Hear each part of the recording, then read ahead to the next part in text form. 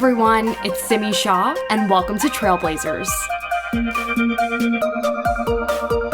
On this podcast, I dive deep into the journeys of trailblazing South Asians, sharing the stories of the leaders and dreamers lighting the way across the South Asian diaspora.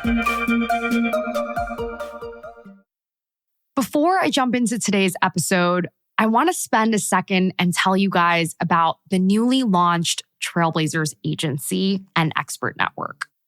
At South Asian Trailblazers, we've long been dedicated to elevating and convening extraordinary leaders through our media platform and our community-wide events. Our agency and expert network is simply the next step toward fulfilling that mission. We're forging impactful collaborations between exceptional leaders and visionary organizations. If you're part of a company or organization looking for fresh and diverse voices to speak at your next summit, conference, or event, or represent you in a new brand campaign, please get in touch. If you're looking for someone to offer you expertise on a project that you're working on, reach out and we can plug you into our expert network of trailblazers across industries. And finally, if you're a speaker or a leader looking to connect with companies who want to share in your expertise, feel free to reach out. You can learn all about us at southasiantrailblazers.com/trailblazers-agency. And with that, let's jump into our episode. Happy New Year, Trailblazers. Today, I am thrilled to welcome an incredible trailblazer in the arts. She's a revered musician, and I can't wait to share her story with you today. Joining me is RAJA KUMARI. RAJA KUMARI, born Svetha Rao, is a Grammy-nominated international singer, songwriter, and rapper. With over 43 million monthly Spotify streams, she's launched multiple hit singles and albums and collaborated with the likes of John Legend, Rahman, Iggy Azalea, and Fall Out Boy. Drawing from her Indian roots, she's trained in multiple styles of Indian dance and is regarded one of the top female rappers in India. She's been featured in Billboard, Vogue, Elle India, and Harper's Bazaar, was the global face of MAC Cosmetics, and served as a judge on MTV's The Hustle. She was the first female rapper signed to artist Nas's record label in 2020. And more recently, she founded Godmother Records, her own label, in order to have the freedom to pave her own way in music. RAJA KUMARI has toured globally, performed at Coachella, and most recently released the debut album of her own label, The Bridge. She has such an inspired story and speaks truth to power, and I can't wait for you guys to hear from her today. RAJA KUMARI, Svetha, thank you so much for being here. Gosh, what an intro. I was like, okay, I've done some things. Thank you for having me. And Kushwant, he wants to join us. Your beautiful dog, I love it.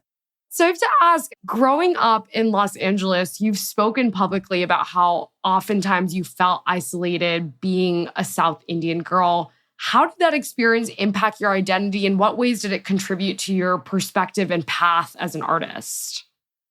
I think the South Indian specifically, even within Indian culture, it wasn't the mainstream culture. Hindi, movies were mainstream culture, and I felt non-mainstream in both places. In India, I was like, okay, Telugu stuff is really interesting to me. And I'm a classical dancer, which is very much celebrated in the South more than in the North typically.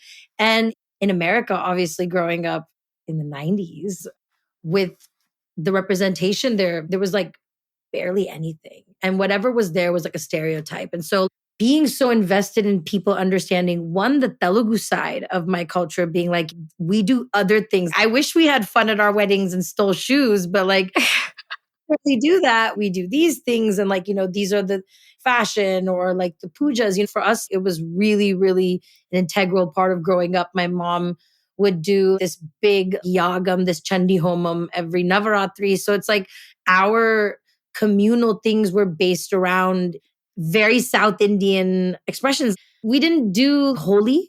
We don't really do Holi like that. I mean, I know people play Holi, but like that wasn't a big part of how we grew up. So I think I specifically had this desire to show how beautiful the classical arts were, because I didn't even see them in film. I remember growing up watching Madhuri and like really loving all the things that she did that were very classical style. But then I saw this thing happening in Bollywood where it was getting westernized at such a crazy level. And I was like, man, I watch these movies to like see myself, and I'm not even seeing myself there now. Where do I see myself? And now upon retrospect, I can like tell the story in a different way. I say like, oh, I wanted to become the artist that I needed. But in a lot of ways, I created this character that was very much like the characters I played in my classical dance. I tell a lot of people, I never cared about Superman or Batman. I had Arjun and Hanuman. Yeah, so did I. Cooler characters than you could ever imagine. For me, I feel like I was just trying to find a way to like make this character that was Wonder Woman, like superhero, Mahishasura Mardini, Draupadi, and then also Madhuri, and also Juhi Chawla, and also Sushmita Sen, and also Aishwarya Rai. Everybody that was beautiful to me and powerful, I would pull like a little piece from them, and I made this superhero character, which now I understand is an iteration of Devi. I've played all these versions of Devi, whether I play her as a young girl when she's doing her penance to get Shiva to be her husband, or I play her in her infinite form when she's Mahishasura Mardini and she's cutting people's heads off. Clearly, I'm very inspired by that version of Devi. You know, I made this like streetwear hip hop Devi that was Raja Kumari, the daughter of the King of Kings.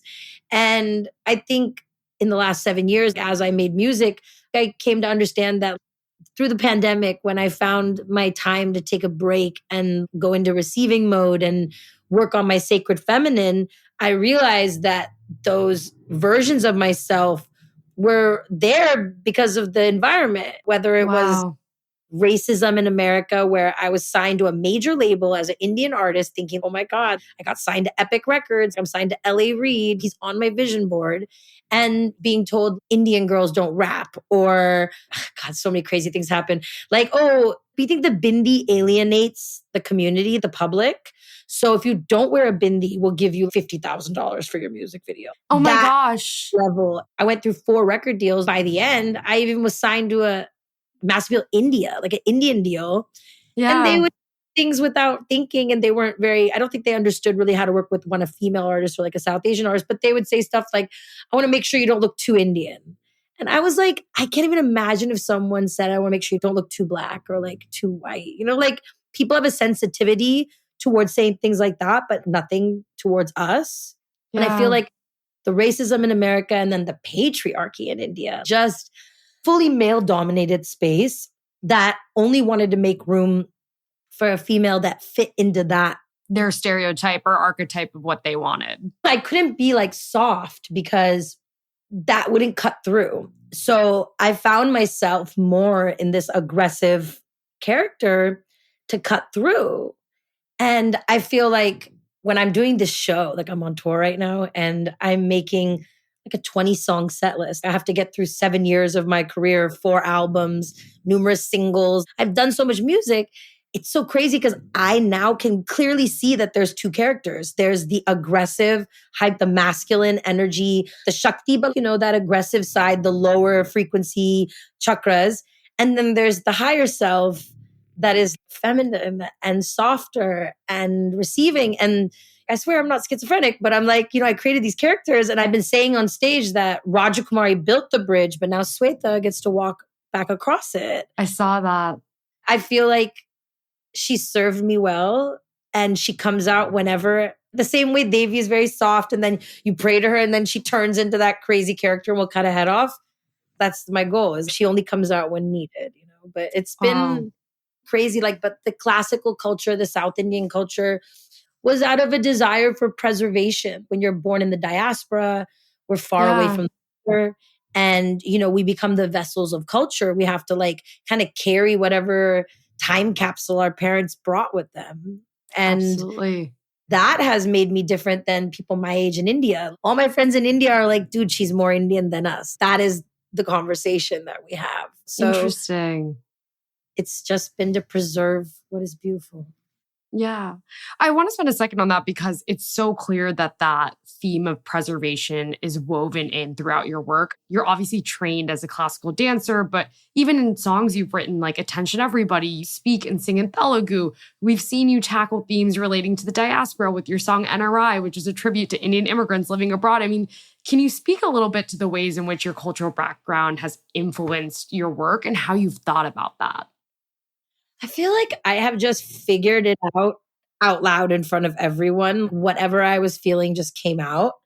I feel identity has been an important part of the music since the beginning. The Come Up album, that album cover was made out of protest, putting the American flag across my face.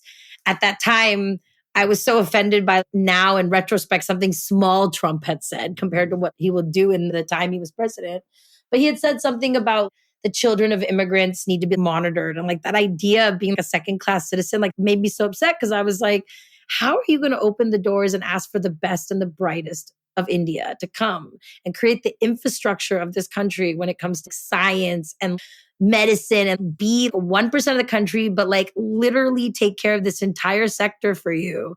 And then turn around and really have that thing to say about any of, even if it's just Indian, it's like, okay, we're the model minority, but what about the rest of the people? I mean, we're experiencing this right now with what's going on in the world. It's like, we can't separate ourselves from the whole. So it really bothered me. And that's why I put the American flag across my face like that. Cause I was like, well, guess what?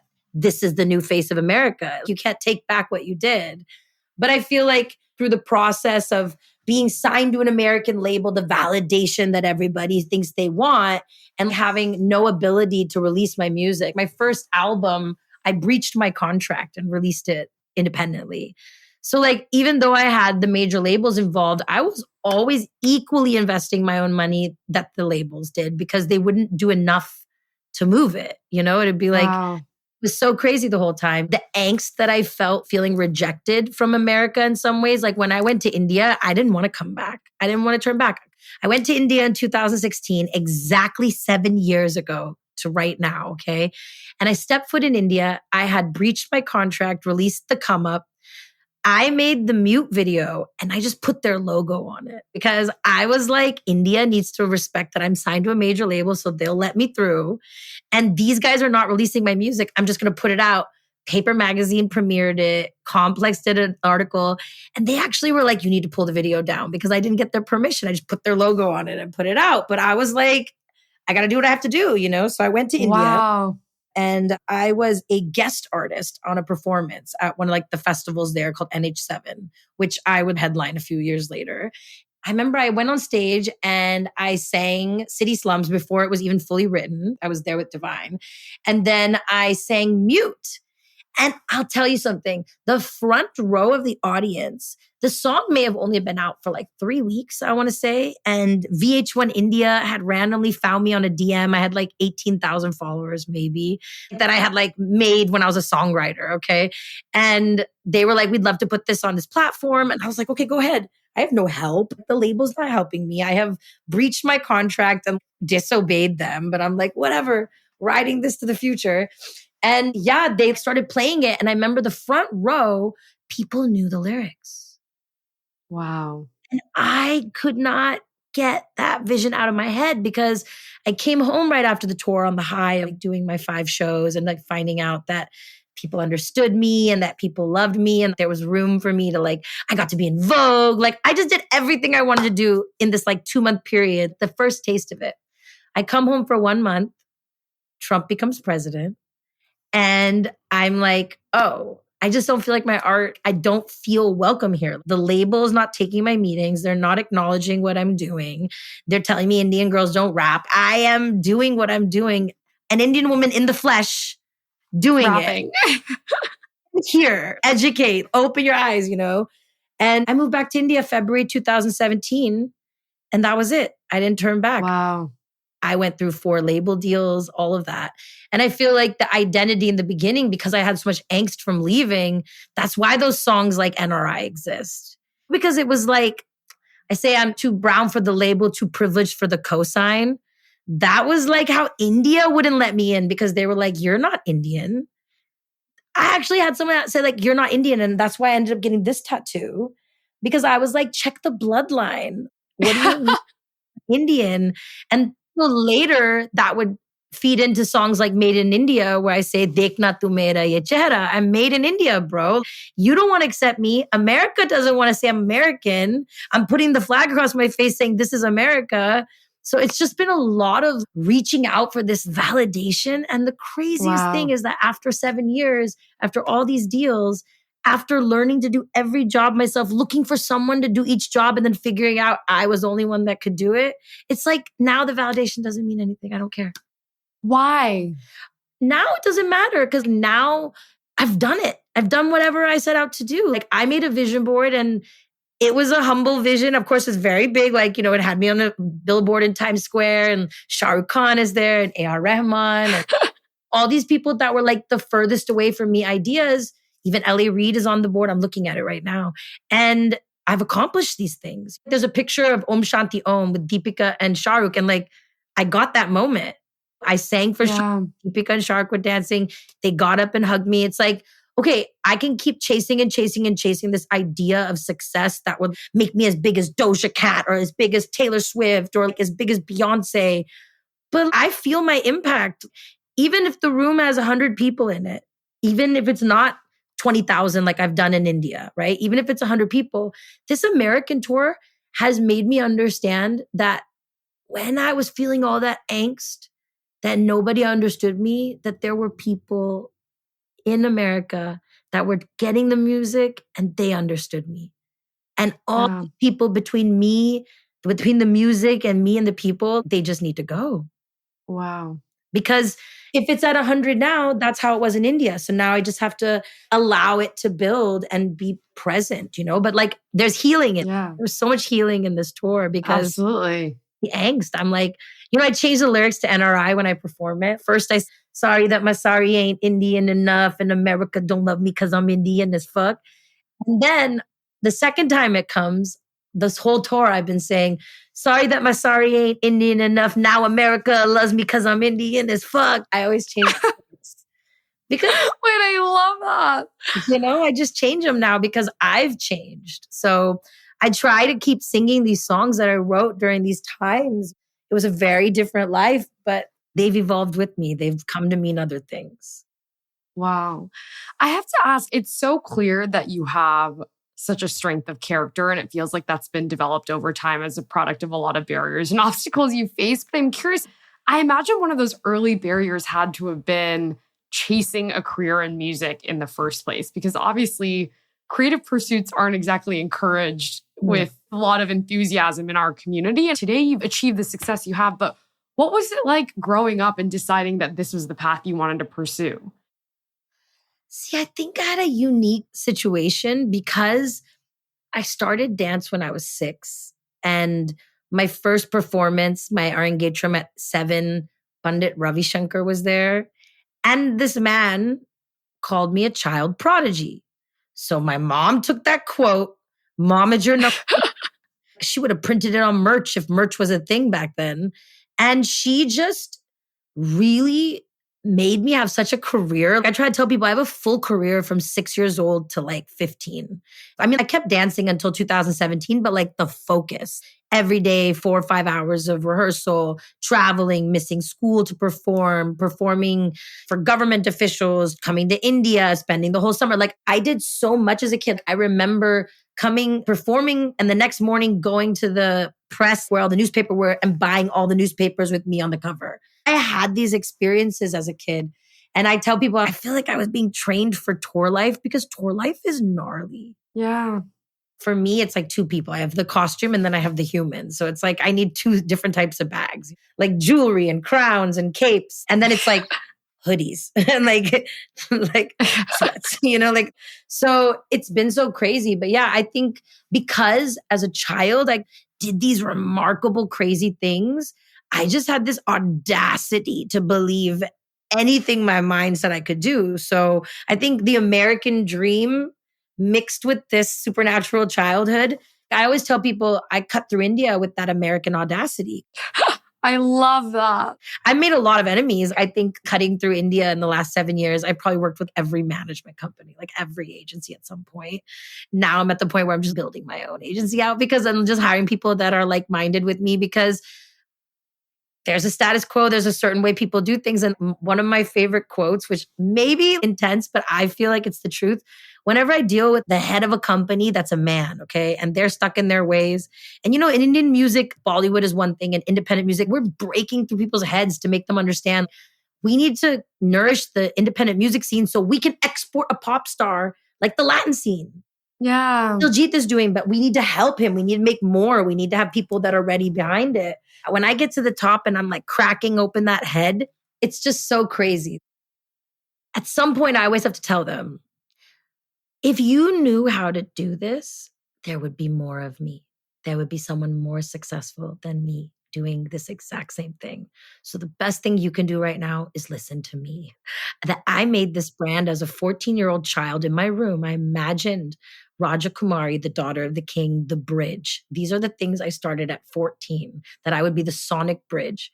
So I'm the senior most representative of RAJA Kumari on planet Earth. That's when me claiming my inner power came back. Wow. Because every time I listened, they would lead me astray. And I would end up paying the price and I would have to pick myself back up. And I'd have to make the next song and the next video and everything, the new rebrands, fashion. So that's the thing. It's audacity to believe in yourself. I always tell people, I'm my father's daughter. I am my father's daughter. Maybe they wanted me to come out as an identical version of my mom, just ready to be married, to bring chai and run all the pujas, but I am my father. Oh my God. That resonates a ton because I have an older sister and we are both similarly father's daughters, and very much the same case of we're both strong-willed, we're both highly ambitious. We always talk about maybe there's a simpler life in which it would have been easier if we were just made to do the pujas and make the chai, but that's not who we are and we're glad we're not. On some days, I'm like, damn, I wish that was my job. Days. I think we all are. Some days I'm like, when I'm holding my dogs, I'm like, babies. Interesting. I mean, it's coming from me, the thoughts of it. And now I feel like I'm in this really unique place. After this American tour, after going independent, I told my parents I'm taking the first moment, a pause. I deserve to take time for myself. Yeah. Because in 7 years, I'm looking at my vision board. It's so wild. I could turn the camera and show you after a minute, but it happened. So now I have to calm down, take care of my body, which I have ignored for the sake of the company, running a company in 2 time zones. People don't understand. You only sleep for 4 hours. I can sleep for 4 to 5 hours. In the last 3 years, I don't sleep more than that because when I wake up at 5, it's right before end of day in India and I can check on my investments. I can check on, see if everything's done. So I want to spend a second on that. Obviously, you've had this journey going through working with these different labels, working with these different companies before you made the decision to launch your own company, most recently with Godmother Records. Can you speak a little bit about what it took to get you there? Trauma. Trauma. Yeah, I think it was a series of looking for a savior to help me. In my family, everyone's in medicine. So there's a delineated path. You get into a good school, you get a good residency, you get a good job, bang, you're good. Music, there's no delineated path. So I think I still craved that person that was going to save me, whether it be a manager who would walk me through the door or getting signed to Elle Reid, then Sylvia Rhone, then Sean Garrett doing the album. Then there's so many huge names that have touched my project. I mean, I got signed to Nas. That was supposed to be enough. And I feel like for me, the catalyst to make the album was the final record deal with Mass Appeal, because as a rapper, as someone who's made hip hop music, I have wanted validation from America forever. I want them to let me in. They'll make a Spotify streams world list and they'll list all the people. And I have streams that are right in the middle and I'm not on their page. You got people that have millions of streams less than me that you're mentioning.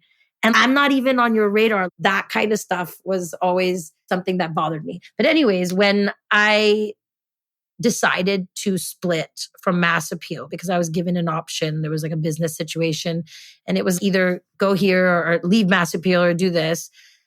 I remember just telling Nas, having to get my energy up to tell the top 5 rapper dead or alive, Nas, that even you can't walk me through some magical door, that I'm just going to make it. And the thing that's so crazy is like they're building a new company, right? It takes time for people to figure shit out. And I'm the only female on this label. Out of all the artists that you have signed over the pandemic, every single one, including the young ones, got full albums out. And I'm here with 2 singles, one being NRI and one being Peace, which was a song I just put out because I just wanted to heal the world. This is not supposed to be my single, you know? So for me, I just felt like I have music that's meant to be in the world. And as long as I'm thinking that someone else can save me, can validate me, can walk me through some magic door, I'm not going to do it. So I said, I'm going to go independent. I put out HBIC really quick because that was my opinion on the scene. I was like, listen, I'm the head bitch in charge. And then I worked on The Bridge for 2 years. Wow. And this album, 90% of it I had while I was signed to Mass Appeal. So this was the album I was trying to release.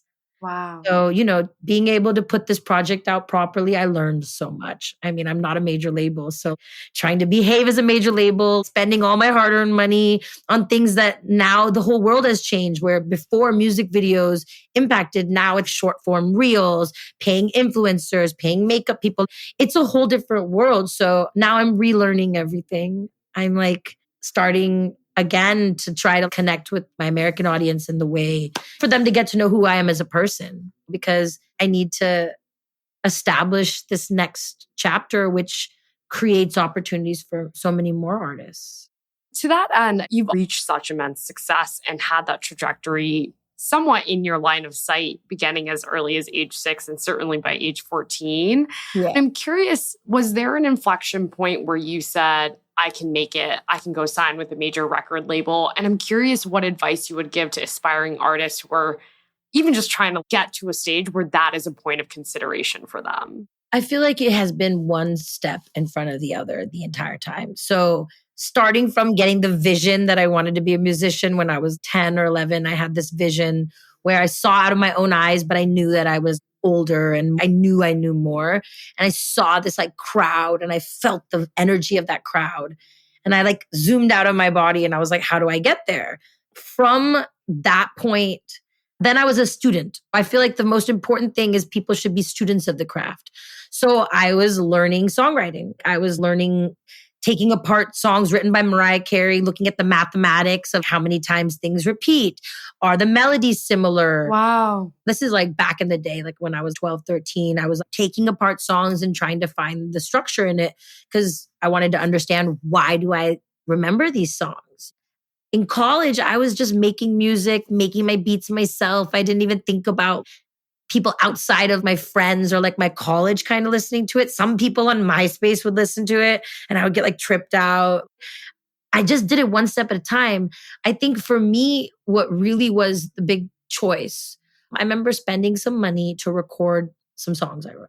And it was a lot of money. It was like a lot of money for the day.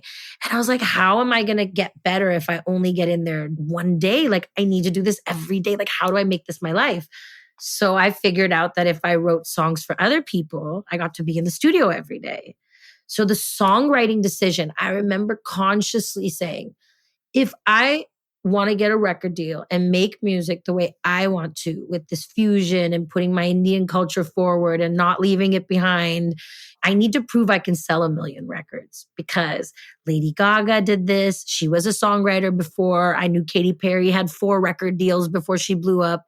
And I was like, okay, I need to sell 1 million records as a songwriter. I need to hone my craft. I need to completely forget about Raja Kumari for a minute. I went by Sway. Okay. Wow. I went by Sway and I did 2 sessions a day. Even before I got my publishing deal, I basically was just friends with people who were writers and I would just co-write with them. And so they had publishing deals. So they'd have to submit the names. And basically the woman that would discover me, her name is Katie Vinton. She was working at a publishing company and she noticed that every time she got a song from the new writer she had signed, that was my friend, that whenever my name was listed, she liked the song. Something about the song was different.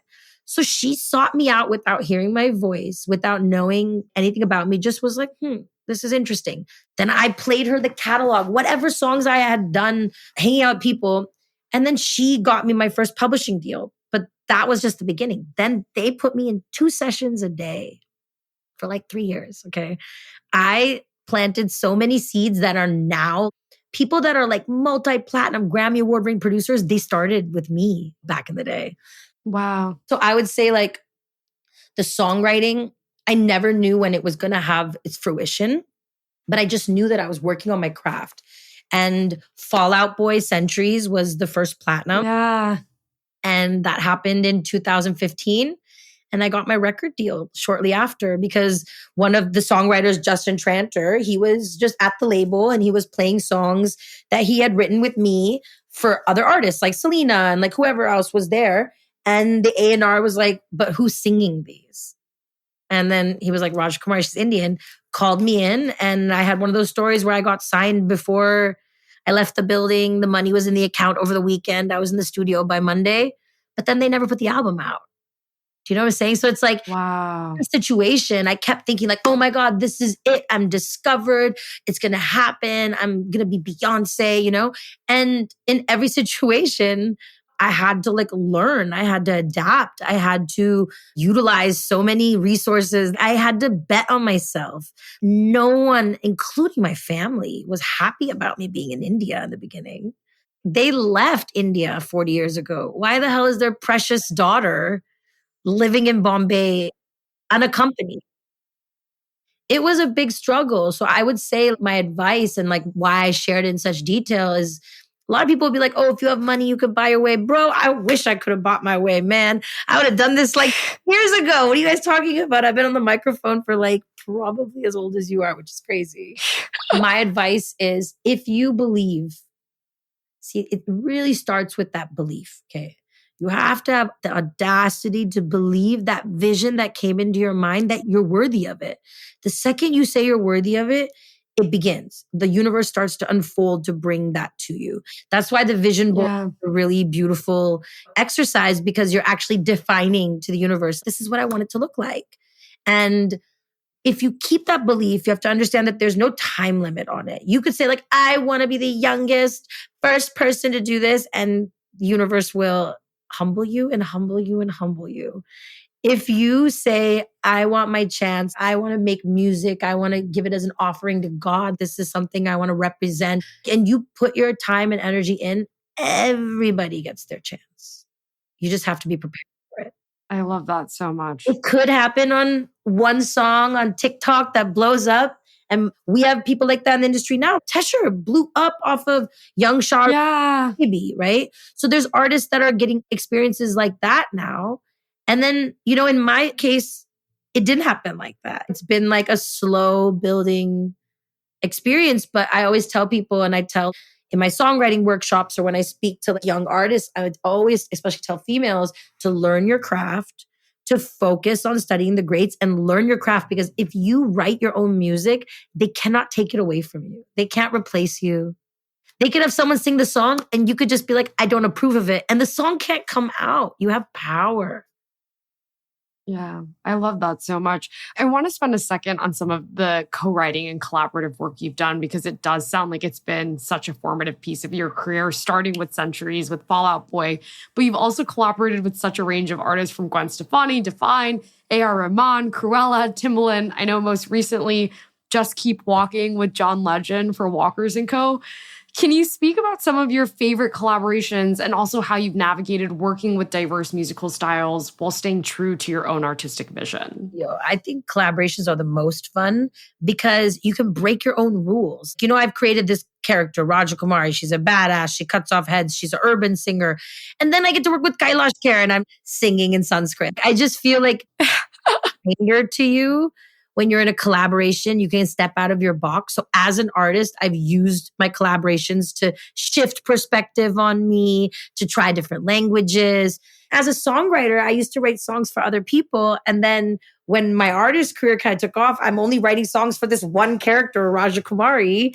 And I need other characters. I need other people to write for. So I feel like the things I've done for films, like Skater Girl, the song Shine On Me is so crazy. It's this epic, grand music. And I really love writing music for films when I get a script and they're like, this is the scene. That is my favorite. I will kill a scene like that. Love that. Because it's like a challenge. But I think what I have done in my career, in like 10 years, I was a published writer. I've been a published writer for 10 years now. I feel that every time I get in the room, there's always one thing I'm going to learn from each person. And I've just collected them and kept them in my mind. And I also feel like when you collaborate, you get introduced to all new audiences. And I'll say my favorite collaboration, and I know I say this a lot, but it's probably going to be like this forever, is Sidhu. Collaborating with Sidhu Moosewala on his last album. Yeah. And just having that opportunity to make this friendship with him where I fully looked up to him and what he's able to create in the industry, what he was able to create in the industry with, self-made and everything. And I had gone through a lot, in the industry, especially with changing teams and all these things, and a lot of male egos that are hurt by the way that I do things and say things, So I think I felt alone. And I think when Sidhu came in my life, I felt really protected. All of a sudden, I was like, yo, come at me, dog. Because I'll just give one phone call to Sidhu Wala, bro. He's going to make sure that you understand who you're talking to. Because he just gave me kind of support. And I always talk about it that I don't even know if he knew that it was so different for him, but he respected me in such a way that was really different than what I was experiencing in the scene in India at the time. There was an attempt to blacklist me, but still I thrive. And during that time, and that's when Sidhu reached out to me. And I just feel like when he passed away, the thing that struck me was I won't allow anyone to treat me any less than what he treats me like. So it was a call to cut off all toxicity in space with people I used to hang out with, people I used to, you try to make things work for the scene, for the culture. But the last year and a half, I've been on my own journey of healing and doing things that resonate with me. And I've survived. You're not just surviving, you're thriving. I mean, give me another 6 months. This tour, what the tour has made me understand is that I deserve rest, which I have not given myself. Yeah. So I want to see what I'm like in 6 months after I've taken time to actually integrate the things I say to people. I'm like, your body's amazing. And I'm like, let me feel that way about myself too, I want to come back and spend a second on your tour. But before I do that, because you talked about this realm of working with South Asian talent, particularly with people like Sidhu, I want to speak about some of those collabs that you've done. I mean, your song Karma was featured in the Netflix show Never Have I Ever. Earlier this year, you took the stage with Ali Sethi and performed Bazaar at Coachella. On your tour, you've invited South Asian dance teams to showcase their talent and open for you. Can you speak a little bit about what that's been like to have these collaborations within the culture? It's the point. It was the purpose. Whatever I felt creating those culture shows, I just wanted to do them for the world. When I imagined my career, I was like, oh, one day when I do Madison Square Garden, it's going to be like a mela outside. And there's going to be so many people there, Indian people. You'll be able to experience my culture. And it's I still have that vision. Yeah. Every time that I put anything up for the world, I attempt to do all these things. And whatever, this time I was, yes, we got the dancers. Next time I can build even more. I felt like I really wanted to reach out to those people that were just me and have classical fusion performers, because I started making fusion music during college because I didn't have music for my dances. So I was writing pop music, but this fusion space I made during college for my dance things. So that was really important to me. And it's been really rewarding because there have been so many classical performers and seeing them dance to my music is full circle. Wow. And so if I think about the next 10 years, they ask me what do you want to do? The next 10 years, now this Godmother character has taken over. And I feel like I want to focus on music education and infrastructure and really building out Kumari Kids and Godmother Records and the songwriting workshops that I've been working on that can impart some of the knowledge that I did learn from all these songwriters and all these collaborators and producers, the time that I've had. So I'm just focusing on that and focusing on creating experiences and creating moments, like whether it's with fashion or music. And the videos have always been really important to me. I feel like if I went through all of this, then I should be able to make a platform and save some youngins from going through all of it. I should be able to deflect some of that so they can do it faster. Yeah.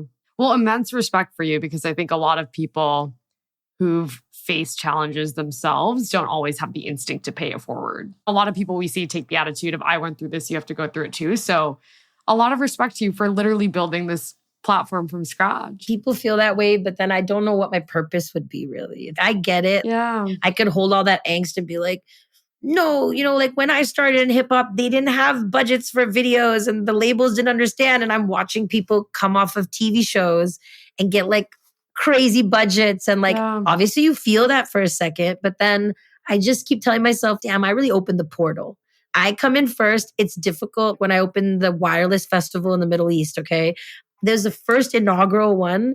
And I was the first one on the main stage. In India, I'm like the headliner. So I would go on like 7, 8, 9, 10 p.m. And I was on at like 2 p.m. Okay. It was hot and the sun was above me. And I told myself, I said, I'm opening the portal. Like after me will come MIA, Travis Scott. All these people will come on this stage after me.